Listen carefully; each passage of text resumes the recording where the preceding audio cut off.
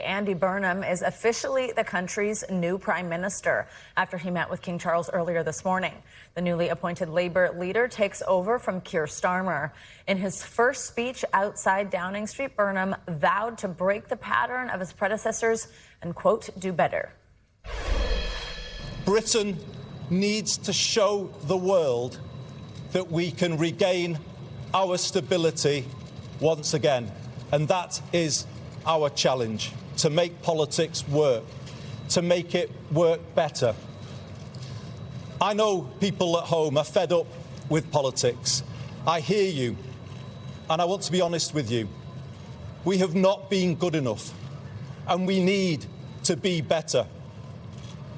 We will be. We will make this moment a circuit breaker for Britain.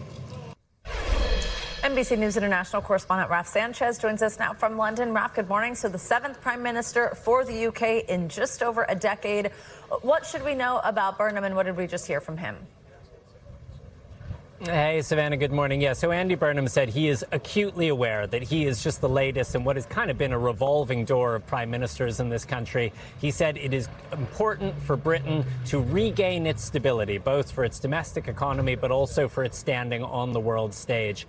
Part of Burnham's appeal is that he is seen as a little more authentic, a little more likable, a little more human than your average politician. He's 56 years old. He's the former mayor of Manchester up in the north of England, and he's sometimes nicknamed the King of the North from Game of Thrones because his political heartland is outside of the Beltway here in London, if you will. He says that one of his top priorities is going to be moving power from London outside to other parts of the UK. But he's going to have a big task ahead of him as he tries to get what has been a pretty sluggish economy moving. Savannah? Yeah, so that's obviously one of the pressing issues. Is it clear how much he's going to differ from Starmer?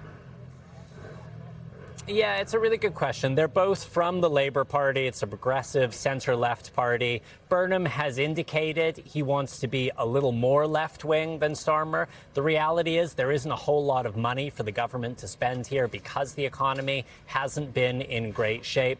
As I said, one of his priorities is moving power out to places like Manchester, where he was mayor. He says that these local authorities are in a better position to spend their money than national authorities. But he also is going to be dealing with the same crises on the world stage that Starmer dealt with, including Ukraine, including the Iran war, and the rising oil prices that are affecting economies worldwide. Savannah? Raf, should we expect any drastic changes to UK-US relations with Burnham as PM?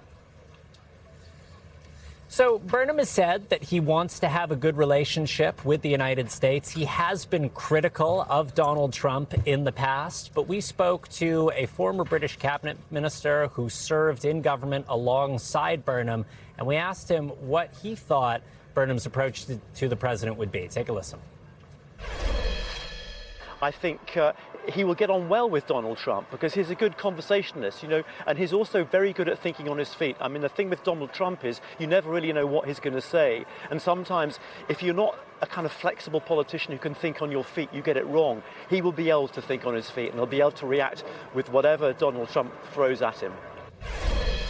So whether Andy Burnham can strike up a warm relationship with Donald Trump remains to be seen. Traditionally, the new British Prime Minister has spoken to the U.S. president within a couple of hours. We will see if that happens. The president, who has been critical of Burnham in the past, did have some warm words for him last night because it does sound like Burnham is going to allow for more oil drilling in the waters off of Scotland, which is something the president supports. We thank you for watching, and remember, stay updated on breaking news and top stories on the NBC News app or watch live on our YouTube channel.